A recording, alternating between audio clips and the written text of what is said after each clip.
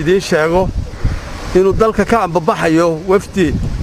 uu hogaaminayo madaxweynaha jamhuuriyadda Soomaaliland Muuse Biixi Cabdi wafdigaas wuxuu baxayaa dalka Djibouti madaxweynahana waxa ku weheliya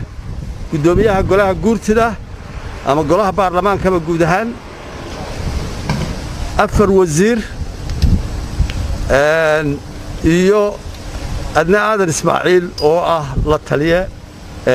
xagga aqoonsaraadka jamhuuriyadda Soomaaliland wafdigaas wuxuu baxayaa shir inuu ka qayb galo shir lagu casubay oo ay soo qaban qaabiyeen dawladda Djibouti iyo dawladda Mareykanka shirkaas oo isla marhaanta ay ka soo qayb galayaan madax kale oo badan oo uu ka mid yahay ra'iisul wasaaraha dawladda ama dalka Itoobiya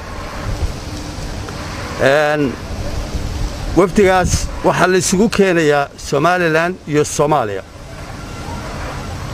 ujeedada shirku waa intaas ajandihiisa iyo waxa laga wada hadli doono iyo arrimahaasu de marka la isu tago baa laga wada hadli doonaa waxaan halka kan hadda ka sheegno oo aanu ma jiro